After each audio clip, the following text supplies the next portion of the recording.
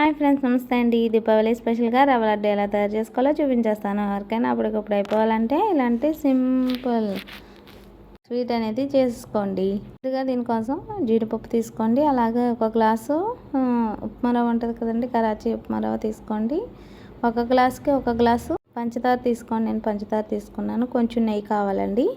అలాగే కొంచెం పాలు కూడా కావాలి. చిన్నగా హాఫ్ గ్లాస్లో సగం అయినా సరిపోతాయి, హాఫ్ గ్లాస్ అయినా సరిపోతుంది ఉంటుంది కదా, దాంతో అండి. ముందుగా ఏం చేయాలి అంటే స్టవ్ మీద బండి పెట్టేసుకొని ఒక స్పూన్ నెయ్యి వేసేసుకొని మన జీడిపప్పుని దోరగా వేయించేసుకుని పక్కకు తీసుకోండి.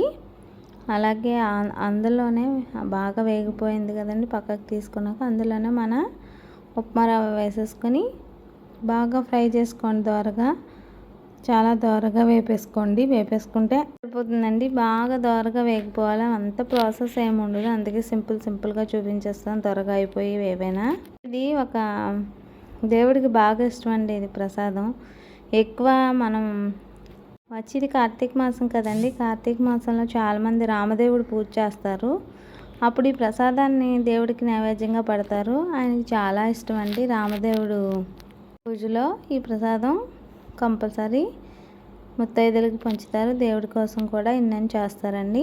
అంతే అండి. మనది ఏగిపోయిన తర్వాత ఒకటికి ఒకటి తీసుకోమన్నాను కదండి, ఒకటికి ఒకటి పంచదార వేసేసుకుని ఒకసారి కలిపేసుకొని స్టవ్ ఆపేసుకొని వేడి మీద సరిపోతుంది. అలాగే ఒక 3-4 యాలకులు తీసుకుని కచ్చాపచ్చా కొట్టేసుకొని వేసేసుకోండి. అలాగే ఒక హాఫ్ గ్లాస్ తీసుకోండి. కొంచెం నాకైతే తడిగా వచ్చింది కానండి, ఎక్కువ వేసిన మలాన మీకు హాఫ్ గ్లాస్ వేసుకుంటే సరిపోతుంది.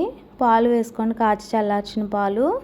అంతే అండి. అవన్నీ వేసేసుకున్న తర్వాత మనం ఇలా ఉండలుగా చుట్టేసుకోవడమే అండి.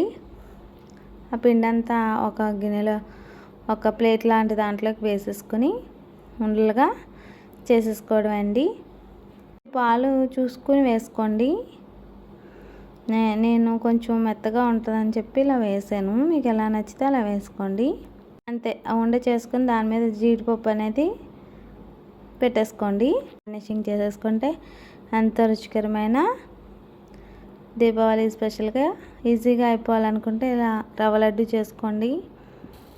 అంతే అండి.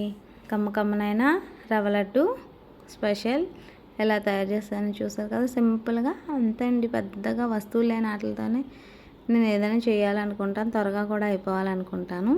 అంతే. Simple and easy and tasty కూడా. ఒక్కసారి కంపల్సరీ ట్రై చేయండి. వీలైతే నా ఛానల్ని సబ్స్క్రైబ్ చేయండి. Thank you.